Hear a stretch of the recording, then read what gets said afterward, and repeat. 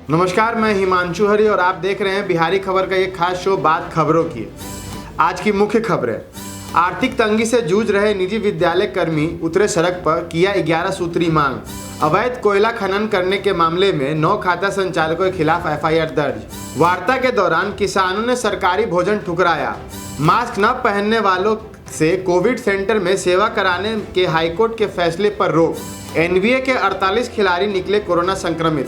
दिसंबर के अंत या अगले साल के शुरुआत में मिल सकती है corona vaccine, doctor Randeep Guleria. अब खबरें विस्तार से। आर्थिक तंगी से जूझ रहे निजी विद्यालय कर्मी सड़क पर उतरे, की 11 सूत्री मांग। वैश्विक महामारी कोरोना के कारण 8 माह से बंद निजी विद्यालयों को खोलने समेत 11 सूत्री मांगों को लेकर बेगूसराय में गुरुवार से आंदोलन शुरू हो गया है। आंदोलन की पहली कड़ी है बेगूसराय पब्लिक स्कूल एसोसिएशन के आह्वान पर शिक्षा बचाओ मार्च निकाला गया। जीडी कॉलेज से शुरुआत मार्च पटेल चौक, कर्पूरी स्थान चौक, मेन मार्केट, नगर निगम चौक, नवाब चौक होते हुए समाहरणालय के समीप संपन्न हुआ। जुलूस में बड़ी संख्या में विद्यालय संचालक, शिक्षक, अभिभावक, शिक्षा प्रेमी एवं छात्र शामिल हुए। इसके बाद संघ के अध्यक्ष राजेश कुमार के नेतृत्व में महासचिव मुकेश कुमार प्रियदर्शी, कोषाध्यक्ष मजहिर जकराया, आजीवन सदस्य सुरेंद्र प्रसाद सिंह एवं कार्यकारिणी सदस्य अभितोष कुमार मधुकर के शिष्टमंडल ने 11 सूत्री मांग का ज्ञापन डीएम को सौंपकर अपनी बातों से अवगत कराया। अवैध कोयला खनन मामले में 9 खानदा संचालकों के खिलाफ एफआईआर दर्ज।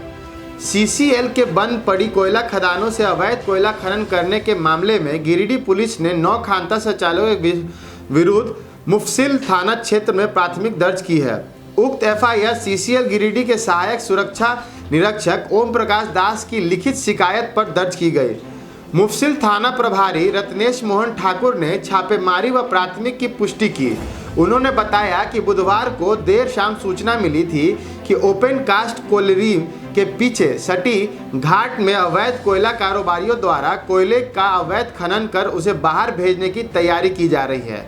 इसी सूचना पर मुफस्सिल थाना के शहजाद आलम एवं सीसीएल सुरक्षा विभाग के सहायक सुरक्षा निरीक्षक की अगुवाई में छापेमारी की गई।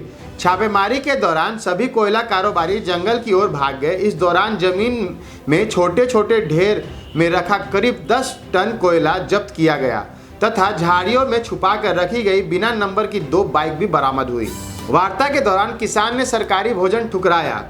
केंद्र सरकार द्वारा संसद में पारित 3 नए कृषि कानूनों का विरोध कर रहे किसानों ने आज चौथे दौर की बातचीत के दौरान सरकार की ओर से जलपान और भोजन को अस्वीकार करते हुए अपने साथ लाया हुआ भोजन ही ग्रहण किया। विज्ञान भवन में किसान संगठनों के प्रतिनिधियों और केंद्रीय कृषि एवं किसान कल्याण मंत्री नरेंद्र सिंह तोमर, वाणिज्य मंत्री पीयूष गोयल व वाणिज्य राज्य मंत्री सोम प्रकाश के बीच चौथे दौर की वार्ता के दौरान भोजन अवकाश के प्रबंध किया गया था।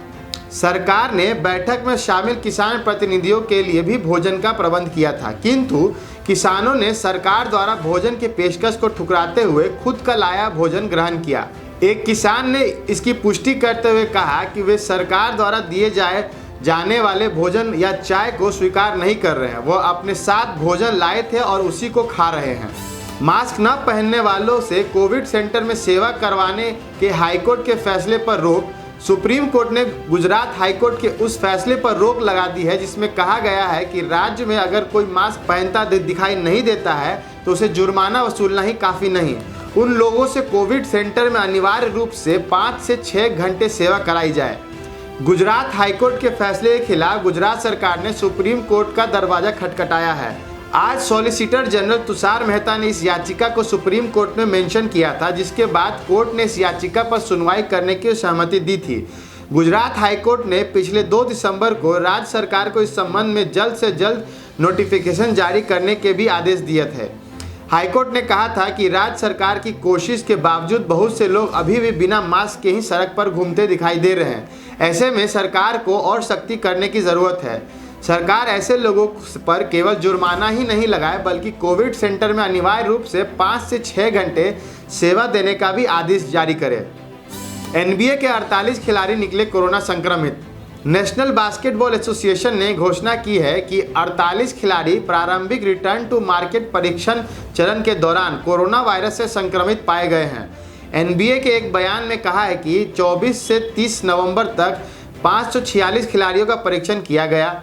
बयान में कहा गया है एनबीए के खिलाड़ी पिछले सप्ताह भर में एक लीग वाइड परीक्षण कार्यक्रम से लौट आए हैं, जिसमें 24 से 30 नवंबर के बीच परीक्षण शुरू हुआ। प्रारंभिक रिटर्न टू मार्केट परीक्षण चरण के दौरान 546 खिलाड़ियों में से 48 का कोविड-19 टेस्ट सकारात्मक आया है। एनबीए ने कहा कि जिन खिलाड़ियों का शुरुआती चरण में दौरान कोविड-19 टेस्ट सकारात्मक आया है वे अब आइसोलेशन में हैं। दिसंबर के अंत या अगले साल के शुरुआत में मिल सकती है corona vaccine. Doctor Randeep Guleria, Akhil Bharatiya Ayurvigyan के निर्देशक डॉक्टर रणदीप गुलेरिया ने उम्मीद जताई है कि वैक्सीन इस महीने के अंत तक या फिर अगले महीने के पहले हफ्ता तक वैक्सीन का आपातकालीन इस्तेमाल की अनुमति मिल सकती है। उन्होंने गुरुवार को कहा कि देश में कोरोना वैक्सीन ट्रायल के अंतिम चरण में है। ट्रायल में अभी तक जो भी डाटा प्राप्त हुआ है उससे वैक्सीन के सुरक्षित होने के संकेत मिले हैं। 70,000 से 80,000 वॉलंटियर को वैक्सीन दिया गया। किसी में भी कोई गंभीर साइड इफेक्ट नहीं देखा गया। अभी तक प्राप्त जानकारी के अनुसार वैक्सीन सुरक्षित है। कोरोना वैक्सीन के ट्रायल के दौरान चेन्नई के वॉलंटियर में साइड इफेक्ट के दावे के मामले में डॉक्टर रणदीप गुलेरिया ने कहा कि चेन्नई का मामला घटनात्मक है, वैक्सीन से इसका संबंध नहीं है। जब वैक्सीन बड़ी संख्या में लोगों को दिया जाता है, उसमें से किसी को दूसरी बीमारी हो, उससे स्थिति में वैक्सीन से इसका कोई संबंध नहीं होता है। बाकी दिन भर की और जानकारी के लिए आप बिहारी खबर का फेसबुक पेज लाइक करें और यूट्यूब चैनल को सब्सक्राइब करें।